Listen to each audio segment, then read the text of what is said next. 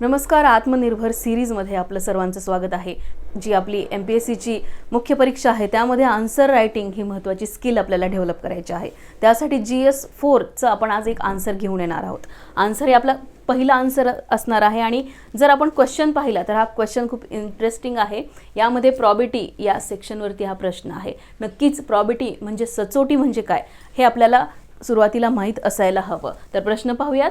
शाश्वत विकासाचा एक आधारस्तंभ म्हणून प्रॉबिटीकडे बघितलं जातं आणि प्रश्न विचारलेला आहे की शाश्वत विकासाचा एक आधारस्तंभ प्रशासनातील प्रॉबिटी म्हणजे सचोटी आहे आणि तो कसा आहे हे आपल्याला उत्तरात लिहायचं आहे. नक्कीच हा प्रश्न आहे 10 मार्कासाठी आणि आपल्याला जवळपास 150 शब्द यामध्ये लिहायचे आहेत. तर चला उत्तराची आपल्याला सुरुवात करायची आहे. एक चांगलं उत्तर 10 पैकी आपल्याला कमीत कमी एक्झामिनरने 7 मार्क्स दिले पाहिजेत. तर एवढं चांगलं उत्तर आपल्याला लिहायचं आहे.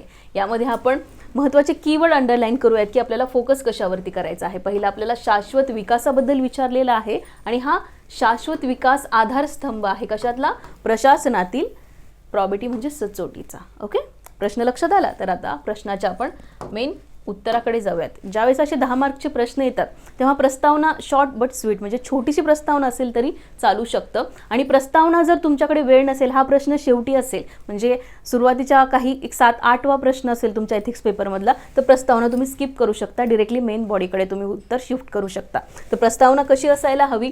जर आपण परिचय पाहिला तर प्रशासनातील सचोटी म्हणजे काय तर ती आपल्याला सुरुवातीला डिफाईन करावी लागेल. तर कोणी सांगू शकते मला सचोटी म्हणजे काय? तर सचोटी कशी असते तर प्रशासनामध्ये अखंडता, पारदर्शकता आणि तुमची प्रशासनाप्रती असणारं उत्तरदायित्व या सर्वांचं कॉम्बिनेशन, या सर्वांना मिळून तुमची सचोटी बनते, प्रॉबिटी बनते आणि प्रत्येक प्रशासकीय अधिकाऱ्याकडे अशी सचोटी योग्यता असणं गरजेचं आहे. अशी तुम्ही सुरुवात उत्तराची करू शकता.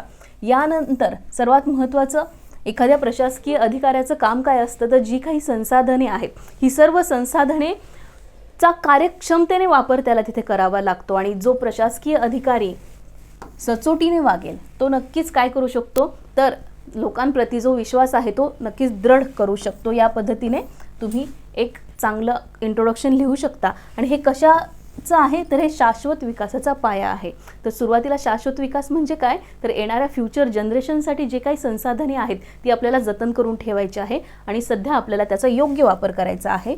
असा हा शाश्वत विकास कसा गरजेचा आहे एखाद्या अधिकारी प्रशासनामध्ये काम करताना हे आपल्याला इथं दिसून येतं. या पद्धतीने तुम्ही लिहू शकता. मग भ्रष्टाचार मुक्त वातावरण आपल्याला निर्मितीची प्रशासनामध्ये गरज आहे आणि त्यासाठी नक्कीच हा सचोटी गुणधर्म असणारा अधिकारी भ्रष्टाचार मुक्त राहून आर्थिक, सामाजिक आणि पर्यावरणीय संतुलन ठेवू शकतो. एखादा प्रोजेक्ट जर इम्प्लिमेंट करायचा असेल, उदाहरण आपण घेणारच आहोत. प्रोजेक्ट म्हणजे फॉर एक्झाम्पल आपण मेन बॉडीमध्ये डिरेक्टली आपण लिहू शकतो. उदाहरणा थ्रू पण आन्सर आपण सुरू करू शकतो. यामध्ये आपण जर MG नरेगा जर स्कीम पाहिली तर या स्कीममध्ये खूप चांगली स्कीम आहे गव्हर्नमेंटची आणि प्रशासनामध्ये जर या स्कीममध्ये आपण पार्श्वभूमी पाहिली, इम्प्लिमेंटेशन कसं होऊ शकतं तर इम्प्लिमेंटेशनमध्ये भ्रष्टाचार आला तर नक्कीच मला सांगा जी काही आपला जो सस्टेनेबल डेव्हलपमेंटचा ॲप्रोच आहे शाश्वत विकासाचा तो काम करू शकतो का? कमेंट सेक्शनमध्ये मला कमेंट करून सांगा. तर नक्कीच नाही.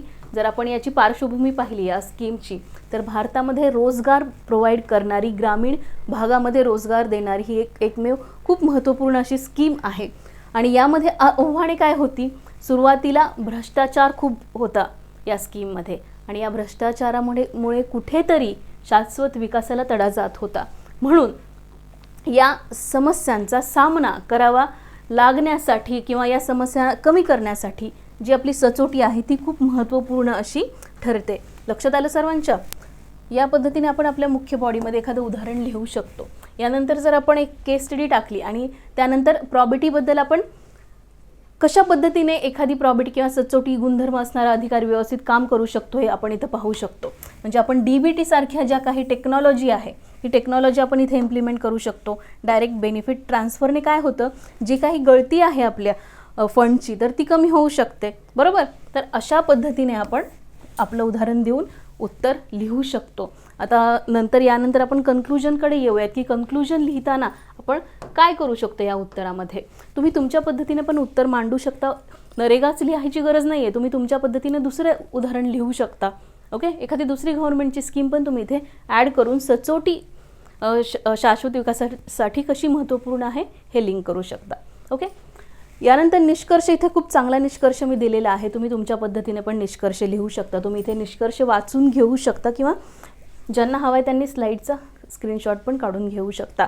निष्कर्षामध्ये सर्वात महत्त्वाचं काय आहे तर जी काही संसाधने आहेत ती योग्य पद्धतीने वापरली जावी आणि प्रशासकीय अधिकाऱ्याने भ्रष्टाचार मुक्त राहावं यासाठी सचोटी हा गुणधर्म त्याच्याकडे असणं आवश्यक आहे. आणि त्याचमुळे जी काही आपल्याला शाश्वत विकासाची आपली ध्येय आहेत, आपल्याला 2030पर्यंत आपली जी काही टार्गेट पूर्ण करायचे आहेत आणि 70पर्यंत आपल्याला आत्मनिर्भर बनायचं आहे ती पूर्ण झाली पाहिजेत. या पद्धतीनं तुम्ही कन्क्लूड करू शकता उत्तर.